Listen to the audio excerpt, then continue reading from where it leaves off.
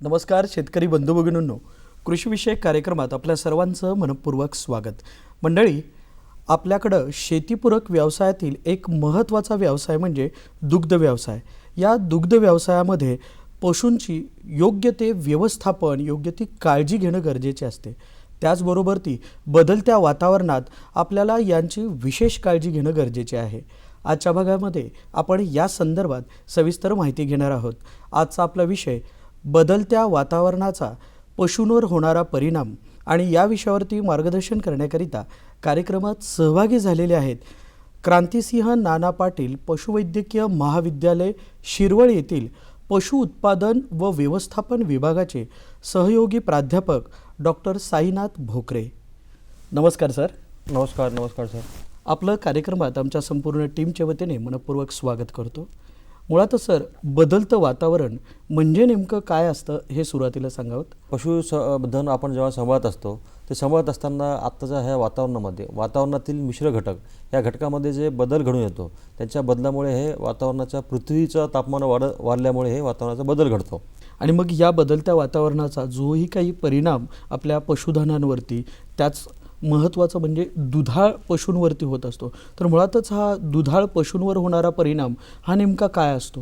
आपल्याकडे दुधाळ पशुवर जेव्हा वातावरणात बदल घडतो त्यावेळेस काय होतं साधारण की जनावरांमध्ये असलेले काही गुण वातावरण त्याच्या बॉडीचं म्हणजे त्यांच्या शरीराचं तापमान हे वाढलं जातं. हे वाढल्यामुळे त्यांच्या दुधामध्ये उत्पादनात घट होते, त्यांची पचनक्रिया कमी होते, पुनरुत्पादन क्षमता कमी होत असते. त्यानंतर बाकी काही त्यांच्या शरीरामध्ये आजार होतात. हे ज्या वातावरणाच्या बदलाच्या घडामोडीमुळे होत असते. वातावरणाच्या बदलामुळे एकंदरीतच ही जी काही आरोग्यावर होणारे परिणाम आहेत तर ही मोठी घडामोड असते आणि त्याच्यामध्ये खूप आपल्याला काळजी घेणं गरजेचं असते. तर मुळातच वातावरण जे बदलतं, तर हे बदलतं वातावरण नेमकं काय कारणं आहेत या गोष्टी घडण्यामागे? जेव्हा आपण पाहतो की सध्याच्या परिस्थितीमध्ये की बरेच ग्रामीण भागातील हे शहरीकरणाकडे वळण चालू असते. त्यामध्ये बांधकाम असेल किंवा शहराचं पाणी उपसा असेल, त्यानंतर बऱ्याच प्रमाणामध्ये जे वाहतूक आपण पाहतो त्यामुळे निर्माण होणारे जे ऑक्सिजन आहे म्हणजे ऑक्सिजन कमी करतो आणि कार्बन डायऑक्साईड वाढत जातं. ह्या सर्व गोष्टी, त्यानंतर शेतकऱ्यांना जे वातावरणाच्या बदलामुळे पिकाचं उत्पादन कमी होतं आणि तसेच वृक्ष लागवड जे कमी झाली आणि त्यामध्ये वृक्ष कटिंग जास्त झालेले आहे, ते हे एक कारण त्यामध्ये अतिशय. आणि जनावरांना जे लागणारा चारा कमी होतो आणि हवामानातील बदल झाल्यामुळे हे त्याच्यामध्ये परिणाम दिसून येतात आपल्याला सारखे. दुधाळ जनावरं नेमकी कोणती आहेत? कारण दुग्ध व्यवसायामध्ये यांची निवड करणं हे देखील तेवढंच महत्त्वाचं आहे. तर या निवड करत असताना म्हणून देखील आपल्याला कोणकोणत्या दुधाळ जनावरांची आपण निवड करायला हवी? ग्रामीण भागामध्ये युवा वर्ग हा अतिशय जोमाने हा व्यवसाय करतो. तर त्यामध्ये दूध व्यवसाय करत असताना दुधाची निवड करणे हा तो महत्त्वाचा विषय आहेच. त्यामध्ये दुधाळ गायींची आपण जे बघितलं, भारतामध्ये हे 2 प्रकारचे गायी असतात. त्यामध्ये एक असते विदेशी आणि आपली देशी गाय. देशीमध्ये 3 प्रकारचे गायी असतात, ज्यामध्ये दूध देणारी गाय, कामासाठी वापरणारी आणि ड्युअल पर्पज ज्याला आपण शेती प्लस दुधासाठी वापरतो, असे हे विभाजन केले जाते.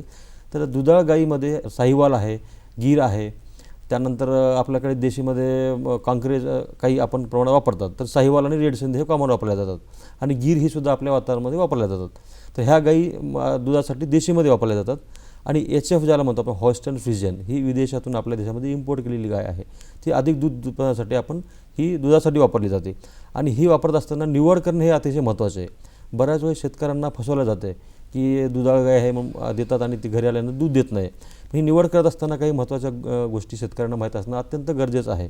तर त्यामध्ये त्यांची निवड करत असताना ती जातिवंत आहे का, तिच्यामध्ये जातीचे गुणधर्म आहेत का, हे ते त्याच्या निवडीचे 2 प्रकार केले जाते. एक म्हणजे त्याच्या गुणपत्रकानुसार आणि दुसरी म्हणजे जातिवंत किंवा शेतकऱ्यांकडे असणाऱ्या नोंदीवरनं. तर बऱ्याच वेळेस आपण शेतकऱ्यांच्या दारामध्ये जाऊन जेव्हा गाय घेतो ते शेतकऱ्यांना अतिशय बघून त्यांचं दूध आपण आपल्यासमोर काढणे आणि बघून घेणे ही एक महत्त्वाची गोष्ट आहे. त्यानंतर आपला जो पशुवैद्यकीय डॉक्टर असतो त्यांना सोबत घेऊन जाणे आणि मग गायीची निवड करणे. तर निवड करत असताना त्या गायीमध्ये सुरुवातीला तिचा जातीचा गुणधर्म म्हणजे ती प्युअर जातीचे आहे का, तिला 100 मार्क दिले जातात एकूण, त्यानुसार तिचं निवड केली जाते. मग तिच्या छातीचं बरगाडा व्यवस्थित आहे का, तिची दूध देण्याची कॅपॅसिटी आहे का, आड्र ज्याला म्हणतो आपण कास व्यवस्थित आहे का, आणि सड व्यवस्थित आहेत का, ह्या सगळ्या गोष्टी बघितल्या जातात. त्यानंतर गाय निवडत असताना साधारण दुसऱ्या वेताची किंवा पहिल्या वेताची निवडणं हे शेतकऱ्यांना फायद्याचं असते. कारण त्यामध्ये जेव्हा आपण पुढचे वेत होतात गायीचे ते त्यांना फायदा अधिक मिळतो. म्हणून शेतकऱ्यांनी पहिल्या किंवा दुसऱ्या वेताची जी गाय निवडली पाहिजे, जातीवंत गाय निवडली पाहिजे, तिच्यामध्ये कुठल्याही प्रकारचे डिफेक्ट नसायला पाहिजेत आणि ही प्युअर जात असली पाहिजे. ह्या गोष्टी आपण निवड करताना लक्षात घेणे शेतकऱ्यांना अतिशय महत्त्वाचं ठरते. वातावरण बदलतं आणि या वातावरण बदलाचा जो काही परिणाम आहे तो नेमका या दुधाळ जनावरांवरती किंवा एकंदरीतच सर्वच पशूंवरती हा नेमका कसा दिसून येतो? बदलता वातावरणाचा इफेक्ट हा आपल्याला पण दिसून येतो की वाढते तापमान असेल, दरवर्षी तापमान वाढते, काही ठिकाणी दुष्काळ होतो, म्हणजे पाणीसुद्धा पडत नाही किंवा काही ठिकाणी पाऊस जास्त पडतो. असे वेगवेगळे वातावरणामध्ये बदल घडून येतात. तसा पशुवर पण हा फार मोठा इफेक्ट होतो. त्यामध्ये जर आपण घेतला तर आता उन्हाळा आपल्याला पुढे आहेच, म्हणजे सुरुवात आहेच उन्हाळ्याची. ह्यामध्ये सर्वात मोठा म्हणजे उष्माघात हा नावाचा आजार जनावरांना होतो, म्हणजे आपल्या पशूंना होतो. तो हा कसा होतो की जेव्हा टेम्परेचर वाढतं आहे, साधारण 30-31 टेम्परेचर जनावरांना पाहिजे आपल्या गोट्यात, त्याच्यावर जर गेला तापमान की जनावरांमध्ये उष्माघाताचा होतो, ज्यामध्ये हळूहळू मग त्यांच्या शरीरामध्ये तापमान वाढलं की ते त्यांचं खाणं बंद होतं आहे, दुधाचे उत्पादन कमी होतं आहे. ह्या सगळ्या गोष्टी त्या मग परिणाम होतात आणि जनावरांमध्ये जी इम्युनिटी पॉवर म्हणतो आपण की त्यांची स्वतःची जी इम्युन सिस्टीम असते ही हळूहळू कमी होत आहे. इम्युन सिस्टीम कमी झाल्यावर त्यांच्यावर बाहेरील काही कीटक असतात, त्याला गोचिड ताप म्हणतो, तसे अटॅक करतात जनावरांवरती आणि त्यामुळे त्यांच्यामध्ये हा हळूहळू दूध उत्पादनाचा, त्यांच्यावर खाण्याचा, त्यांचे पचनक्रिया हे सर्व कमी होत जाते. हा तसा परिणाम आपल्याला दिसून येतो, म्हणजे दुधाचं उत्पादन हळूहळू कमी होत जाते. इतर आजारांमध्ये अशी नेमकी कोणकोणती आजार आहेत आणि त्यांची लक्षणं नेमकी काय आहेत, जेणेकरून त्या लक्षणांवरतून शेतकरी बांधवांना पशुसंवर्धन करणाऱ्या किंवा पशुधन जे काही व्यवसाय करत आहेत अशा पशुधारकांना त्यांना नेमक्या कोणत्या लक्षणांची काळजी घ्यावी लागेल जेणेकरून त्याच्यावरती पुढची उपचार पद्धती करता येईल? सुरुवातीला जेव्हा आपण पाहतो की आपल्या जनावरांचं दूध कमी झालं, लक्षात घ्यायची की त्याला कुठला तरी परिणाम झाला किंवा त्याच्यामध्ये खाण्याची क्षमता असते, ती रोज आपण जे काही त्यांना खुराक देतो त्यामध्ये त्यांच्या समोर जरी ठेवलं ते काही खात नाही, हा एक आपल्याला परिणाम दिसून येतो. त्याच्या कातडीवरती उष्माघाताचं ज्याला म्हणतो आपण तोंडातून लाळ गळणे, डोळे कोरडे पडणे, त्वचा एकदम कोरडी होणे, हे अतिशय महत्त्वाचे लक्षण शेतकऱ्यांना दिसतात ते उष्माघातामुळे.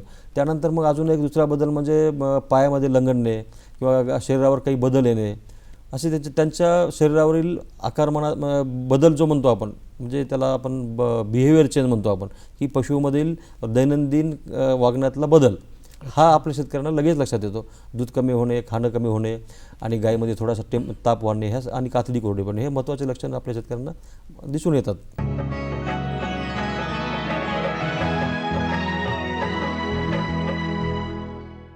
आपण ज्यावेळेला या पशुधनांची काळजी घ्यायची असते किंवा यांचं व्यवस्थापन करायचं असतं, तर असं व्यवस्थापन करत असताना नेमक्या कोणत्या गोष्टी आहेत ज्या आपण विचाराधीन घ्यायला हव्यात किंवा मग एकंदरीतच कोणत्या गोष्टींची जास्त आपण काळजी घेणं गरजेचं आहे? समजा आपल्या गोठ्यामधलं तापमान वाढत असेल, त्यामध्ये आपल्याला अशी व्यवस्था केली पाहिजे की त्या गोठ्यामध्ये त्या जनावरांना त्या उष्णतेचा परिणाम झाला नाही पाहिजे. त्यासाठी आपण काय केलं पाहिजे, गोठा आपला स्वच्छ असला पाहिजे.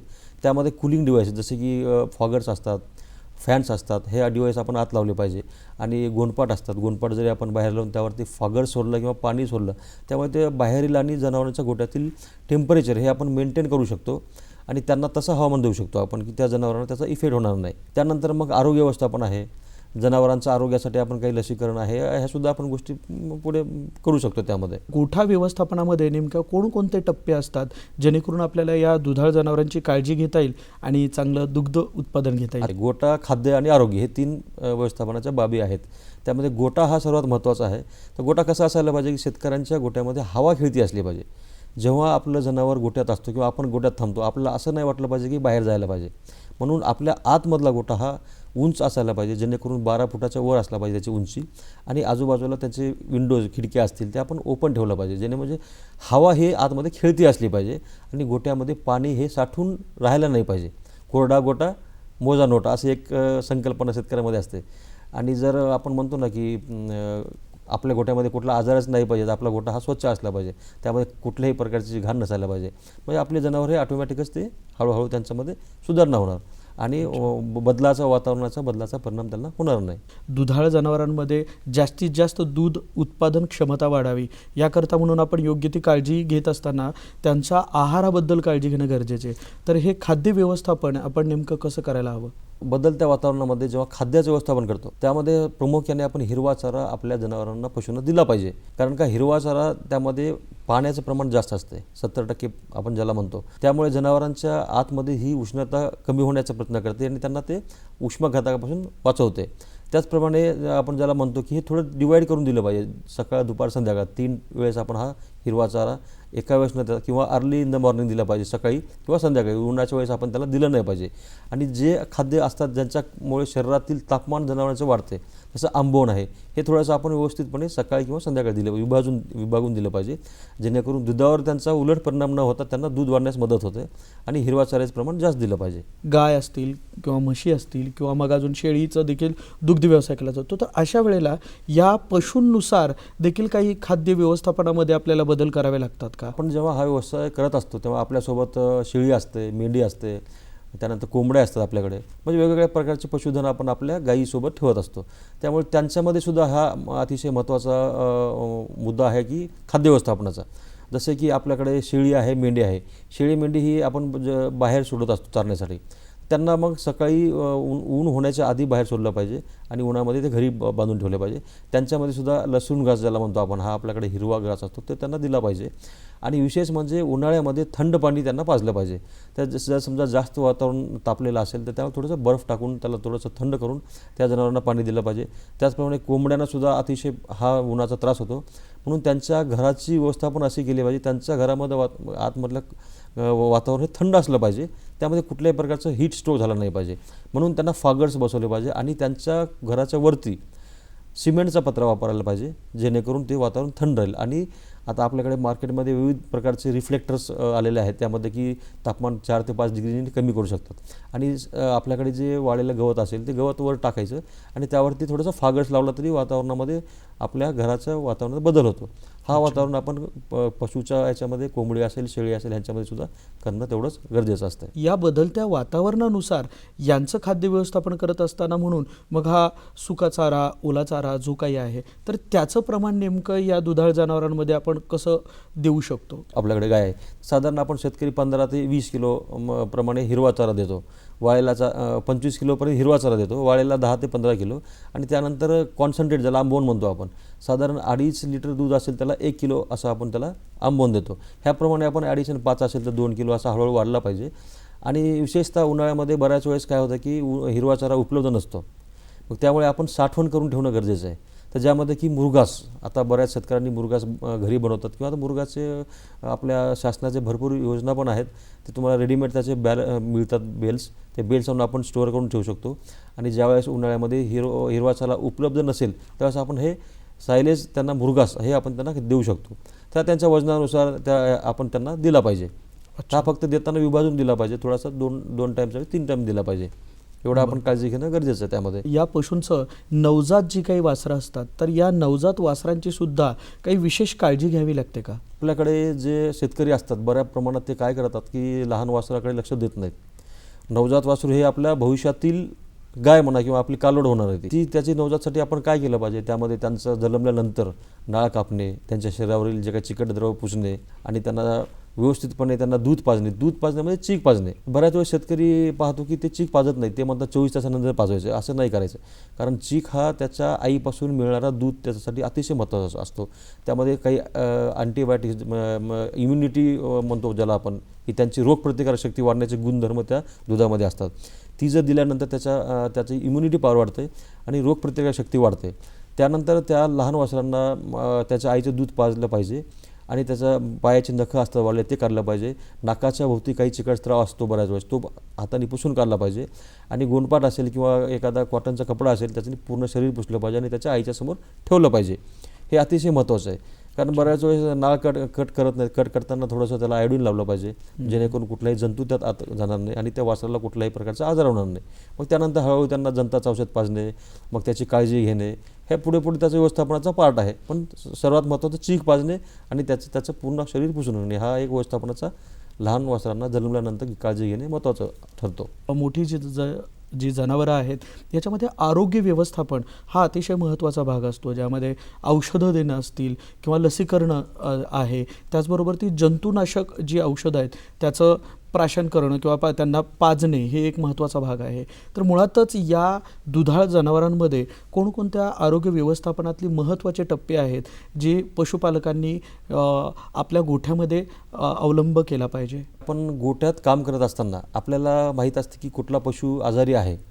आजारपण ओळखणे हा सुद्धा एक म्हणजे हे एक मोठी महत्त्वाचा विषय असतो की जेणेकरून समजा एखादी 5 गायीमध्ये एखादी गाय असेल, ती चारा खात नाही किंवा बाजूला बसते, शेपटी हलवत नाही किंवा तिचे डोळे पण हलवत नाही, एका बाजूला बसते, म्हणजे ती आजारपणाचे लक्षण आहेत.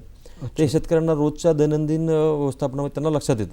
पण त्यासाठी काळजी घेणं हे अतिशय महत्त्वाचं आहे. रोग आता बदलत्या वातावरणामुळे जनावरांमध्ये बरेच आजार होतात, जसे की आपण लंपी स्किन आजार आता बघितला मागे, हा आहे, गोचिड ताप आहे, त्यानंतर जनावरांच्या कातळीचे आजार आहेत, लंगणे आहेत, लाळ्या खुरकत नावाचा रोग आहे, असे विविध प्रकारचे आजार आपल्या जनावरांना होत असतात. तर हे होऊ नये म्हणून आपण काय काळजी केली पाहिजे, तर ह्यामध्ये जनावरांना औषध पाजणे हा एक अतिशय महत्त्व. औषध कुठले पाजले पाहिजे, तर दैनंदिन आपण त्यांच्या वाढीसाठी, दूध वाढीसाठी काही कॅल्शियम आहे असं देतो, पण त्याच्या व्यतिरिक्त त्यांना जंताचे औषध पाजणे हे अतिशय महत्त्वाचं आहे.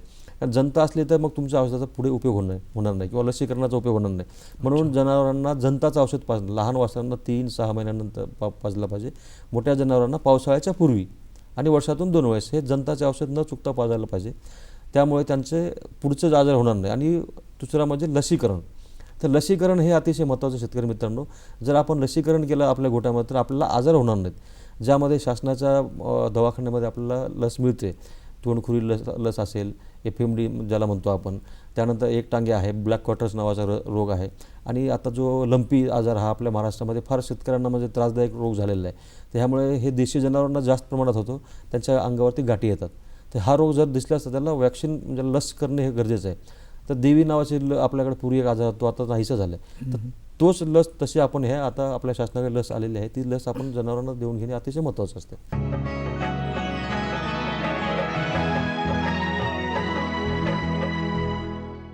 एखाद्या पशुला आजार झालाच तर त्या आजारी पशुचं नेमकी कशा पद्धतीने काळजी घ्यायला हवी? आजार हा 2 प्रकारचा असतो. म्हणजे एक जनावरापासून दुसऱ्या जनावराला, ज्याला संसर्गजन्य आजार असतो.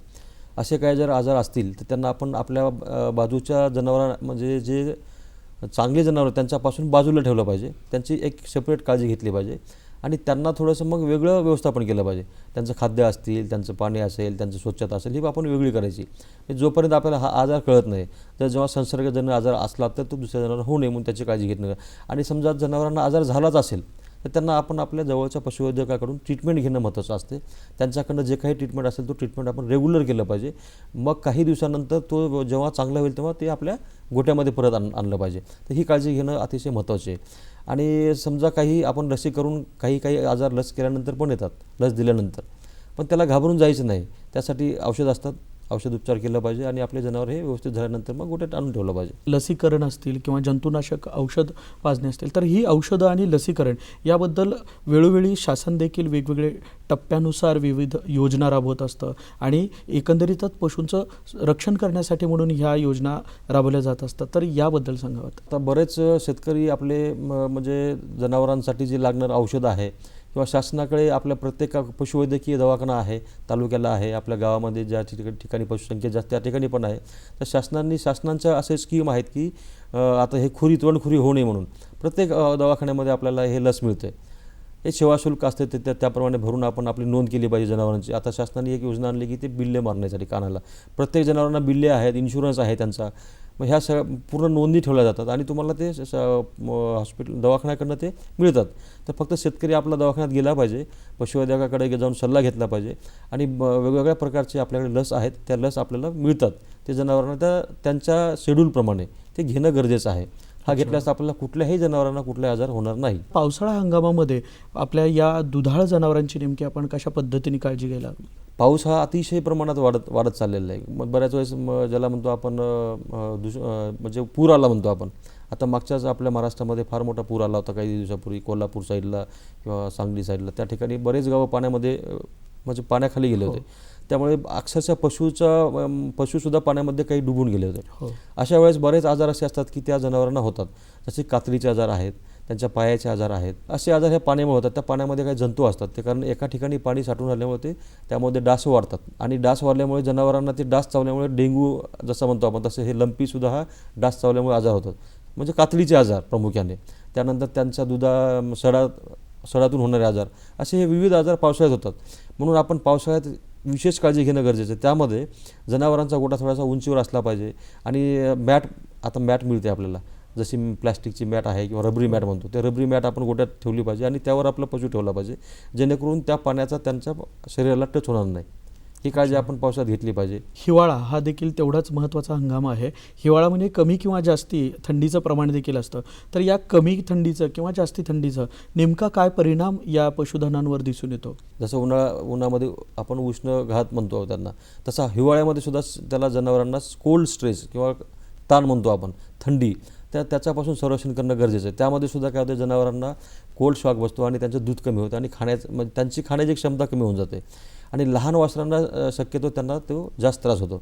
म्हणून आपण काय केलं पाहिजे की आपल्यामध्ये हीटर्स असतात, हीटर्स बसवले पाहिजेत किंवा काही आता ब्लँकेट म्हणतो आपण, ब्लँकेट टाकलं पाहिजे. जास्त दूध देणाऱ्या गाईच्या पोटावर टाका किंवा लहान वासरांच्या पण आपण ती देऊ शकतो.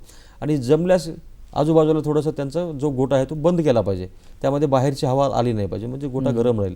आणि थोडंसं बाजूला समजा लहान वासर आहे त्यांना हीटर बसवणं, हे आता हीटर्स मिळतात मार्केटमध्ये, तसं हीटर्स बसून आपण त्यापासून त्यांचा बचाव आपण करू शकतो हिवाळ्यामध्ये. दुधाळ जनावरांसाठी म्हणून या तिन्ही हंगामामध्ये आपण नेमकं काय पद्धतीने खाद्य व्यवस्थापन करायला हवं? पावसाळ्यामध्ये आपण म्हणतो की जनावरांचा खाद्य जो आपण ठेवतो किंवा बऱ्याच वेळेस चारा मिळत नाही, जास्त पाऊस झाला की चारा हिरवा खराब होऊन जातो, त्यामध्ये मग ते पाणी राहून त्यामध्ये काही असे आजार होतात की ते जनावरांना मिळू शकत नाही.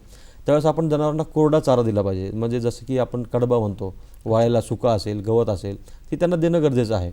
आणि अजून पावसाळ्यामध्ये बऱ्याच वेळेस काय त्यांना हागवण असं म्हणजे एक प्रकार असतो जनावरांमध्ये, कारण त्या काही किडे ते आतमध्ये जातात आणि त्या जनावरांना ते हागवण लागते. पण अशा वेळेस तसे खाद्य त्यांना दिलं नाही पाहिजे, खाद्य व्यवस्थित असलं पाहिजे. आणि त्याचप्रमाणे उन्हाळ्यामध्ये जसं आपण बघितलं, उन्हाळ्यामध्ये आपण त्यांना हिरवा चारा देतो जास्त, तर हेच हिरवा चारा त्या याच्यात दिलं पाहिजे. आणि दुसरा जो आहे थंडीमध्ये हीट, त्याला म्हणजे आपण थंडीमध्ये बचाव करण्यासाठी त्यांना म्हणजे हीट वाढणारा म्हणजे कॉन्सन्ट्रेट आहे, ज्यामध्ये रेडीमेड खाद्य मिळते आपलं, पशुखाद्य म्हणतो आपण, हा थोडासा वाढून दिला पाहिजे, 50 ते 100 ग्रॅम त्यात वाढला पाहिजे, कारण त्यांच्या शरीरामध्ये थंडीपासून बचाव करण्यासाठी हीट जनरेट करणं हे गरजेचं असते. म्हणून हा खाद्यामध्ये बदल करणं अतिशय महत्त्वाचं, विविध वातावरणामध्ये करणं गरजेचं असते. आणि पाणी देणं, उन्हाळ्यामध्ये पाणी हा जनावर जास्त पित असतो, त्यावेळेस आपण त्यांना 2 टाईमच्या ऐवजी 3 टाईम पाणी दिलं पाहिजे. पावसाळ्यात थोडंसं पाणी कमी दिलं पाहिजे, उन्हाळ्यामध्ये पाणी थोडंसं थंड दिलं पाहिजे, पावसाळ्यात पाणी थोडंसं गरम करून दिलं पाहिजे. हा थोडासा वातावरणाचा जर आपण बॅलन्स बघितला तर जनावरांच्या शरीराचं मेंटेन करू शकतो आपण, मग तसा बदल आपण थोडासा केला पाहिजे त्यामध्ये. ज्या वेळेला हे पशुसंवर्धन किंवा पशुपालन करत असतात त्यावेळेला पशुपालकांना म्हणून नेमकी काय काळजी घ्यायला हवी? बऱ्याच शेतकऱ्यांना आपण बघतो की जेव्हा आपण दूध काढतो, दूध काढल्यानंतर मग त्यांना आपण काही औषध लावतो, त्याला टीट म्हणतो आपण, की जेणेकरून त्या जनावरांना दुसरा आजार होऊ नये. तसं आपल्यासाठी जो महत्त्वाचा आजार म्हणजे ब्रुसेलोसिस नावाचा आजार आहे, त्याला गर्भपात म्हणतो आपण मराठीमध्ये. हा आजार आपल्या पशूंना होतो आणि हा कसा होतो की एखादी गाय समजा नवीन वासराला जन्म दिली असेल, तिच्यापासून जे जन्मल्यानंतर जे काही घाण बाहेर पडते, त्या घाणीमध्ये हा जंतू असतात.